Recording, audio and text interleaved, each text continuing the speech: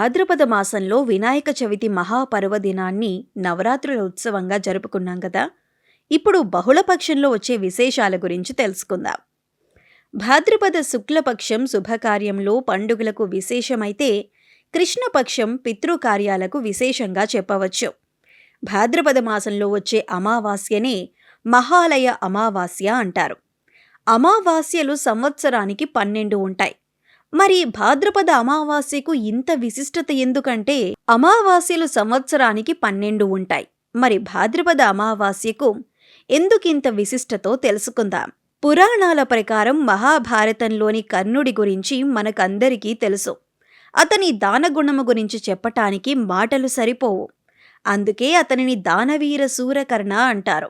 అలాంటి కర్ణుడు చనిపోయిన తరువాత ఇన్ని దానములు చేసిన పుణ్యాత్ముడు కాబట్టి స్వర్గలోకానికి తీసుకువెళ్లటానికి దేవదూతలు వచ్చారు. వారితో పాటు కర్ణుడు బయలుదేరాడు. మార్గమధ్యంలో కర్ణుడికి విపరీతమైన దాహం వేసింది. అటుగా వస్తున్న వర్షపు నీటిని చేతితో పట్టి తాగబోయాడు. అయితే అంతలో ఆ నీరు దోసిలిలో బంగారమైపోయింది. ఆశ్చర్యం వేసింది కర్ణుడికి. అలాగే ఆకలి వేసింది. అటుగా ఉన్న ఫలవృక్షముల దగ్గరకు వెళ్లి పండును కోయగా అది బంగారు పండుగా మారిపోయింది. అలా మార్గమధ్యమున ఏదీ తినటానికి గాని త్రాగటానికి గాని వీలు లేక ఏది ముట్టుకుంటే అది బంగారమైపోయింది.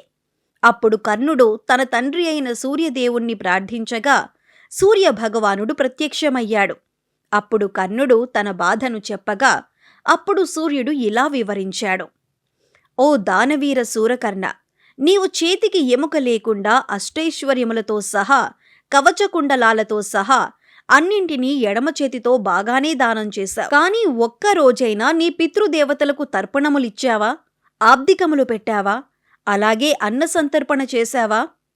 భూలోకంలో మనుషులందరూ పిల్లలను కనటానికి కారణం వారిచే పితృకార్యములు చేయించుకోవటానికి, తద్వారా ముక్తి పొందటానికి ఎదురు చూస్తూ ఉంటారు అని చెప్పాడు సూర్యదేవుడు.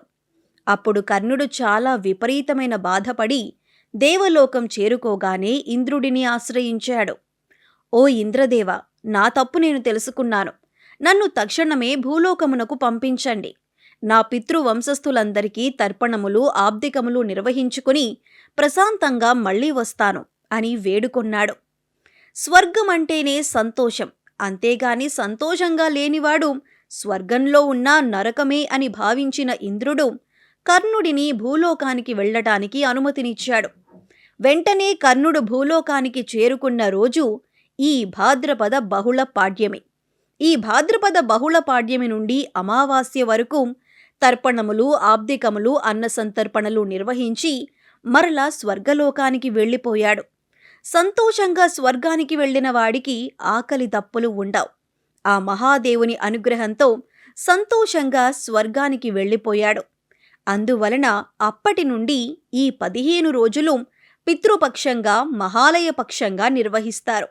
అందుకే ఎంత దాన ధర్మాలు చేసినప్పటికీ పితృతర్పణములు, పితృకార్యక్రమములు చేయటం వలన పితృదేవతల అనుగ్రహంతో వంశాభివృద్ధి, సుఖ సంతోషములు ఏర్పడతాయి. అందుకే ఎంత దాన ధర్మములు చేసినప్పటికీ పితృతర్పణములు, పితృకార్యక్రమములు చేయటం వలన పితృదేవతల అనుగ్రహంతో వంశాభివృద్ధి, సుఖ సంతోషములు ఏర్పడతాయి. అయితే ఇంకొక సందేహం రావచ్చు మీకు. మేం ప్రతి సంవత్సరం మా పితృదేవతలకు, మాతృదేవతలకు ఆబ్దికములు నిర్వహిస్తామండి, మేమింకిప్పుడు మళ్ళీ ఇప్పుడు చెయ్యాలా అనే ప్రశ్న తలెత్తవచ్చు.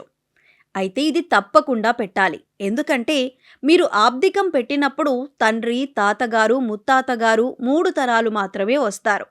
కానీ ఈ మహాలయ పక్షంలో తర్పణములు, ఆబ్దికములు పితృవంశంలో వారందరికీ, అలాగే గురువర్యులకు, సన్నిహితులతో సహా అందరికీ పెట్టవచ్చు. దీనివలన వంశస్థులందరూ సంతృప్తి చెందుతారు. దీనివలన వంశాభివృద్ధి జరుగుతుంది. వివాహం ఆలస్యమవటం, సంతానపరమైన దోషములు తొలగుతాయి. గయలో శ్రాద్ధం నిర్వహించినంత ఫలితం సంప్రాప్తిస్తుందని పెద్దల, పండితుల నిర్వచనం.